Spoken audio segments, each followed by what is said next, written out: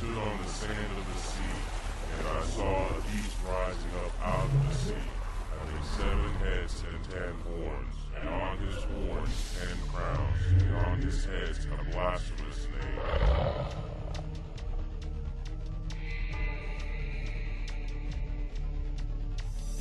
Welcome to the Revelation 13 podcast.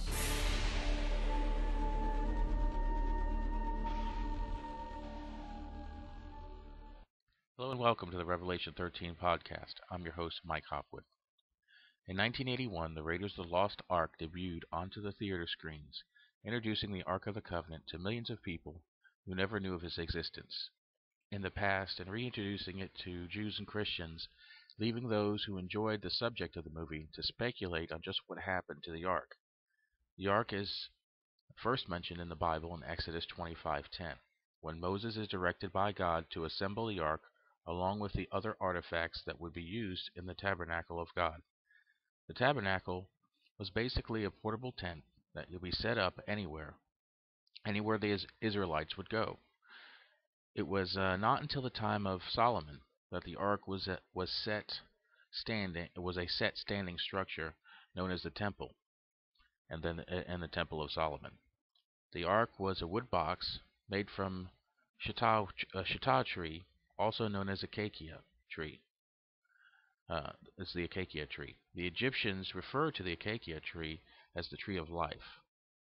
The Ark's dimensions were 1.5 cubits in width and height and 2.5 cubits long. This translates to approximately 2.5 feet wide by 2.5 feet high by 4.5 feet long. Depending on the cubit used, Egyptian cubits are longer than a standard cubit. A standard cubit is 18 inches, and the Egyptian is 24. The Ark was covered with gold, and the lid, or mercy seat, had a rim of gold, and 2 cherubim with their wings outstretched covering the Ark. The Ark contained the 10 Commandments that were written on 2 tablets of stone by the hand of God that replaced the original tablets that Moses broke when he came down from Mount Sinai and found the Israelites worshiping another god, the Egyptian bull god Apis. The Ark also contained a golden jar of manna, and manna is what fed the Israelites for 40 years in the wilderness. Manna looked like coriander seed, except that it was white, pure white, and the manna had to be crushed into a flour-like substance that bread could be made from. It had the taste of honey cakes, and also the rod of Aaron was also in the Ark.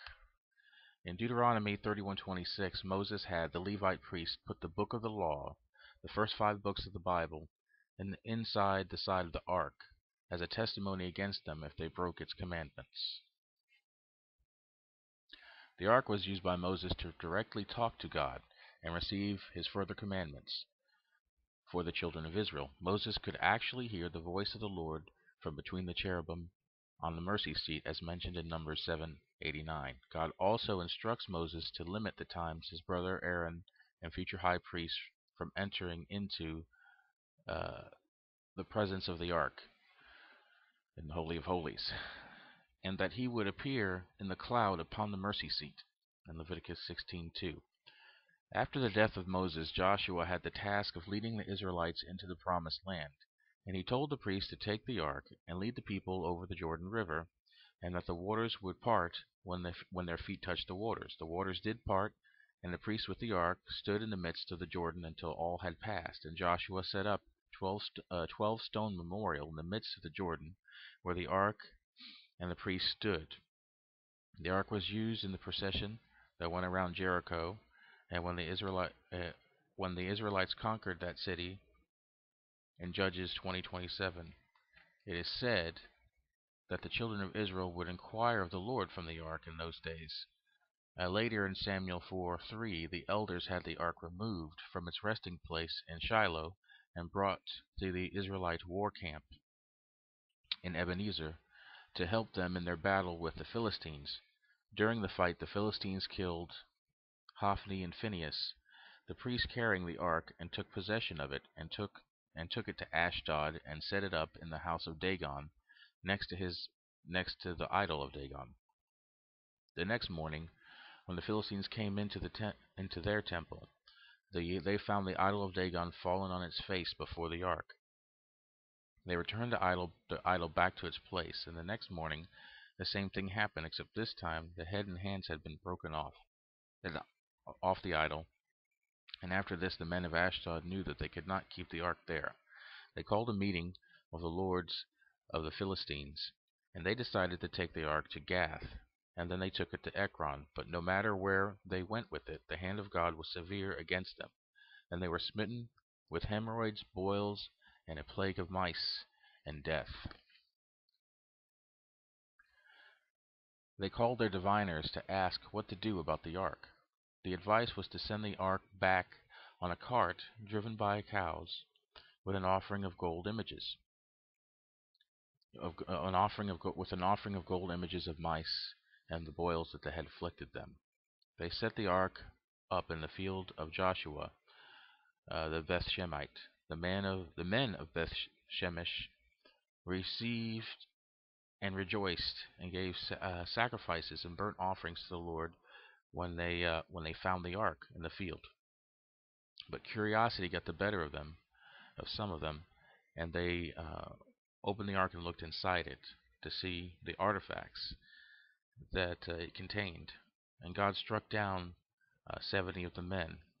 Uh, and in some translations, it's a little confusing because it'll say 70 of 50,000, and some people thought it was 50,000 70, but it was actually just 70 men out of the 50,000 in the area. And then the ark was taken by the men of uh, Kirjath-jearim to the house of Abinadab, and they sanctified his son Eleazar to look after the ark. The ark stayed there for 20 years before uh, David would attempt to have it moved to Jerusalem. They decided to move it in the same manner that the Philistines had done by putting it on a new cart and having the sons of Abinadab uh, guide the cart. When they got to an unstable part in the road, Uzzah, one of the sons of Abinadab, touched the ark to keep it from falling off the cart, and was struck dead. This caused David to become very afraid